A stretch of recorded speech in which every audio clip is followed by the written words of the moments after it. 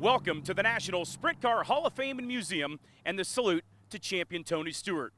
We are located in Knoxville, Iowa, about 35 miles from Des Moines.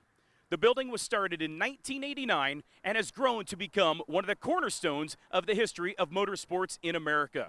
The first floor museum lets you become a part of the history of grassroots motorsports from the 20s to the 40s, 60s, right up to today. From the second floor to the fourth floor, you are welcomed to a unique motorsports entertainment center.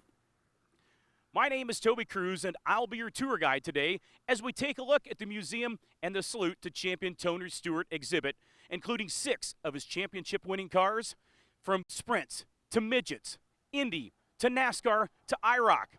Many of these cars have never been on display before, including his championship-winning trophies.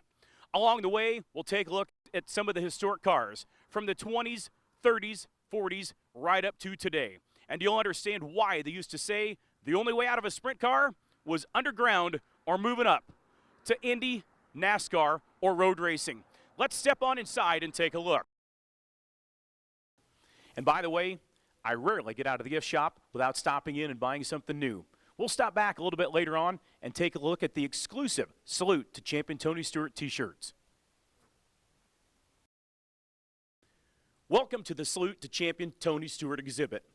As you look down this aisle, you'll notice no two cars are the same type or size. That's what makes Tony Stewart one of the most unique champions in American motorsports history. Yes, he's won a lot of races in his 22-plus years of professional racing, but he's also won 7 different championships in 6 different types of cars, racing on everything from quarter-mile dirt tracks to 2.5-mile paved ovals to road courses in over 3 miles in length. That's what makes Tony one of the most recognizable racers, and to date, I don't believe anyone has matched that record yet. Let's start out as we work our way down the line with Tony's 1995 USAC National Midget Championship car. Tony won a total of 6 national championship events, running on dirt and pavement as he repeated as USAC National Champion, having taken the 1994 title as well. Here's the 1995 USAC National Sprint Championship car. Tony again won 7 national championship events on both dirt and pavement and was on his way to a possible Triple Crown championship. As you can see, a lot bigger and more horsepower under the hood. Top speeds of 150-plus miles per hour. Finally, we move to the 1995 USAC National Silver Crown Championship car. Here, Tony became the show-me-the-money guy by winning the championship by 2 points without taking the victory checkered flag in the season. Again, bigger car than the sprint car with more horsepower, with speeds of 170-plus miles per hour. Today, Tony Stewart is only the 2nd driver in USAC history to win the Triple Crown by taking all 3 championships in 1 year. Talk about changing your life, your luck, your heart rate. It's called the Indy 500 and the Indy Racing League. As we look on down the line, the USAC sprint car speeds over 150 miles per hour. The USAC Silver Crown car speeds in excess of 170 miles per hour. And then the IRL cars, speeds of over 235 miles per hour. That's what Tony Stewart did in 1996 as he had the pole of the Indianapolis 500. He was also the Indy Racing League 1996-97 champion. And as we look at these 2 cars, they could not be more different. The USAC Silver Crown car, the engine sits in front of the driver. The IRL car, the engine sits behind the driver. We look at the Silver Crown car, the fuel behind the driver. The Indy car, fuel all around the driver. One of the most unique characteristics, the Silver Crown car, the driver sitting up. Here in the Indy car, the driver is laying down. In over 3 years of Indy Racing League racing with Tony Stewart, he sat on the pole 7 different times. He had 3 wins. He led the most laps in 13 different events.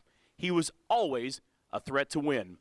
In just over 2 years of Indy Racing League, Tony Stewart had the skills and courage to be one of the greats. But opportunity called, and he went NASCAR racing with Joe Gibbs Racing, but he was never too far away from Indy. In 1998, Tony moved to Joe Gibbs Racing to drive a nationwide car. 1 year later, in 1999, Tony moved to the NASCAR Winston Cup Series, winning the Rookie of the Year along with 3 victories. But he wasn't done with Indy cars and the 500. On a not-so-quiet Sunday in May of 1999, Tony Stewart ran the Indianapolis 500, then hopped on an awaiting jet and headed to Charlotte, North Carolina to compete at the Coca-Cola 600. He completed 1,090 of a possible 1,100 miles. In 2001, Tony beat his own record, completing all 1,100 miles in between the Indy 500 and the Coca-Cola 600. In 2002, Tony Stewart picked up his first NASCAR championship. He became the first driver in history to lead the first lap at the Indy 500, as well as lap number 1 of the Brickyard 400. In 2005, Tony Stewart picked up his second NASCAR championship, winning 5 victories along the way and picking up his first win at the Brickyard 400. The next championship for Tony Stewart came with the International Race of Champions, or the IROC Series, with wins at the Texas Motor Speedway and the Daytona International Road Course for his 3rd and 4th wins overall. How's that for a true motorsports champion? What's next for Smoke? Believe us, on Saturday nights, if you're walking through the pit area at your local dirt track, there might be a guy that looks like Tony that shows up and drives a wing sprint car number 14.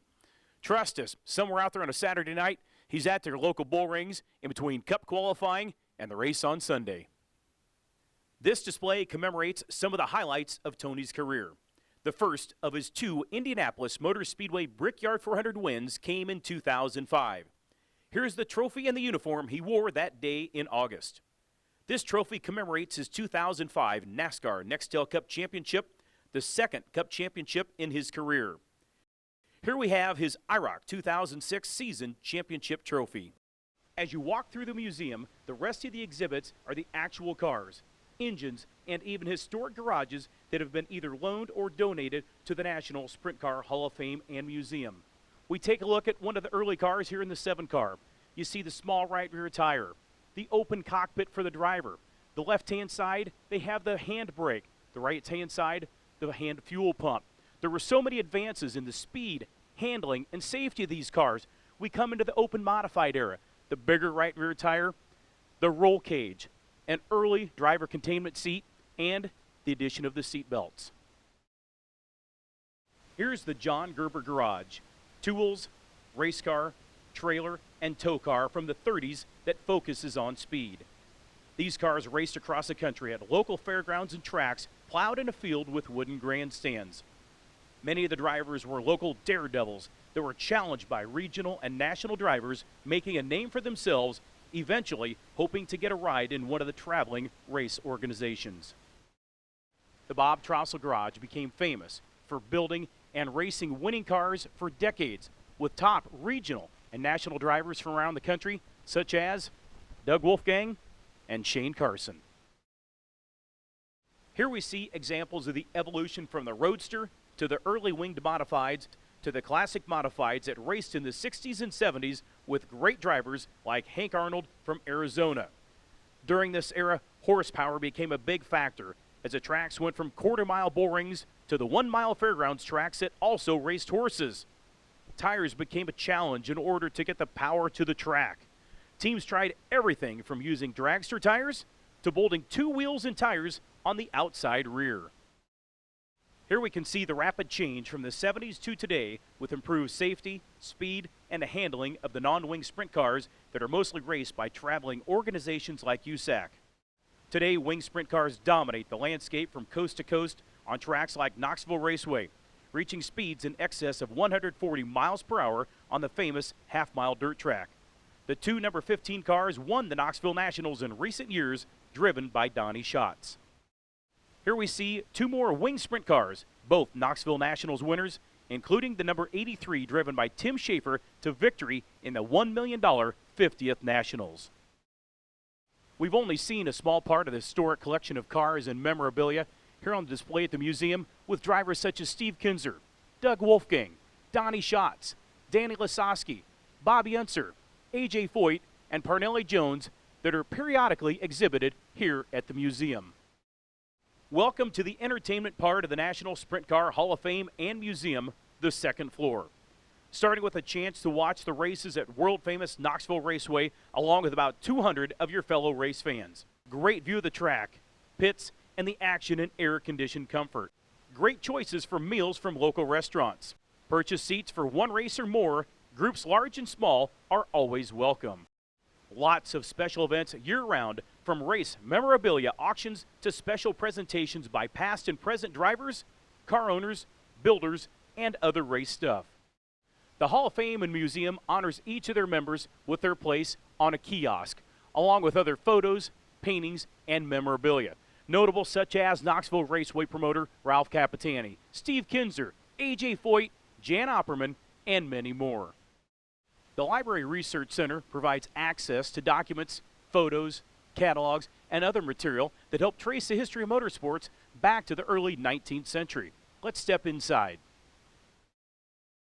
Those documents owned by the National Sprint Car Hall of Fame include complete sets of out-of-date publications like the National Speed Sport News. Much of the material has been donated by individuals and businesses wanting to preserve the unique heritage of American racing where anyone had the opportunity to participate. The theater, equipped to run just about any media, is in use every day the museum is open.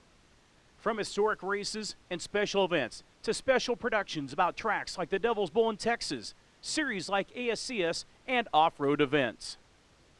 The best seat in the house is in the suites on the 3rd and 4th floors. A chance to watch great racing with about 19 of your friends, family, or business associates. Not a bad seat in the house, either indoors or outside on the balcony. A neat kitchen setup. Bring your own food and beverage or order out. To commemorate the salute to Champion Tony Stewart, we've designed a special t-shirt with all his championship cars and his record. The proceeds go to support the National Sprint Car Hall of Fame and Museum so we can keep providing a place to maintain the history of sprint car racing and its champions. They are only available here through the National Sprint Car Hall of Fame and Museum gift shop. You can visit our website for more information about everything you've seen today at www.sprintcarhof.com. Thanks on behalf of everyone here and at Tony Stewart Racing.